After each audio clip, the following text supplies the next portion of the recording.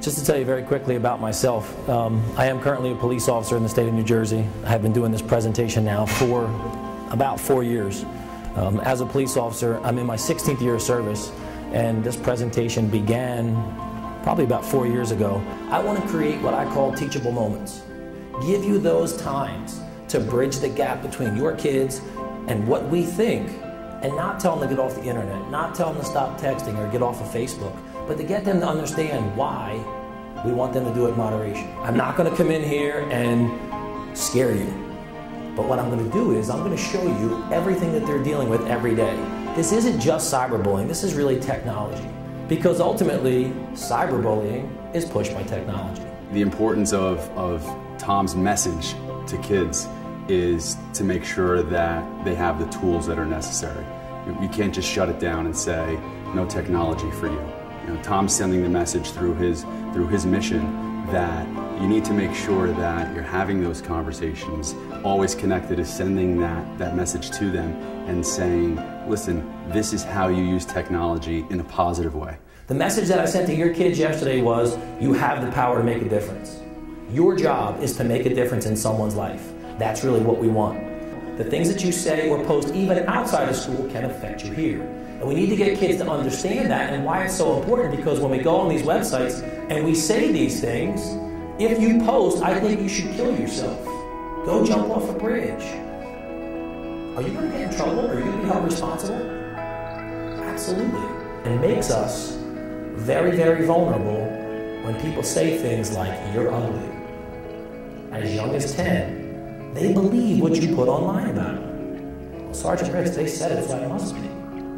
And that's where we have to drive this message of making a difference, because when we get into the bullying part and we do talk about the bystander, can you be that bystander? Can you be that person to step up and make a difference? Because that's where the power lies, in their hands, not ours. They make the difference. They have to change the environment and the culture of the school to take it back.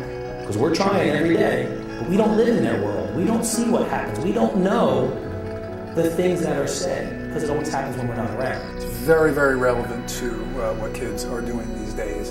Very inspirational. He really hits a nerve, and I would highly recommend it for any school in this state of New Jersey. So in the state of New Jersey, possession of child pornography is a 4th-degree crime. Now, if unfortunately, like most guys, I think I'm cool when I go, yo man, check it out, look at what she said. That's making pornographic images accessible to a minor, another 4th-degree crime. And by the way, if that child is under the age of 16, that's endangering the welfare of a child, a 3rd-degree crime.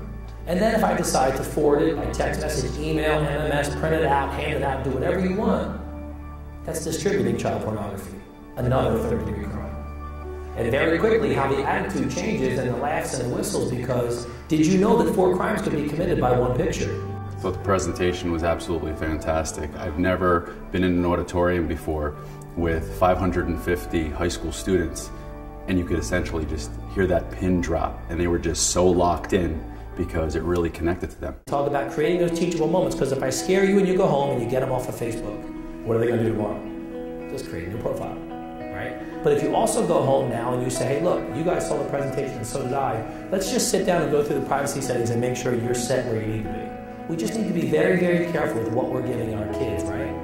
And then make sure that we're not taking it away from it, but teaching them, because they're going to do it anyway. I had a girl who had 3 MySpace accounts.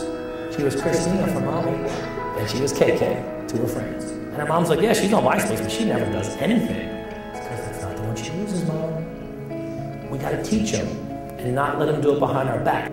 Making sure that they take their last name off. It could be Tom R. Choosing the selection under privacy when it says July 26th of 1973. Don't show the year. It's cool to have everybody say happy birthday to you, I get it. But don't show the year. You don't need to put that information out there. Don't put your address. Don't put your cell phone number. Don't link other things to yourself. Very, very important for us to utilize those teachable moments and get kids to understand where we're coming from. We don't take it away, but we teach it. Sergeant Rich with Always Connected, he is providing the resources out there, not only for kids, but for parents. They're able to go on the website, they're able to take a look and see exactly what he has and be able to connect and make sure that he's providing those strategies, those tools that are necessary in order to make sure the kids are safe. I know that if I can make a difference in one person's life, then it's worth it.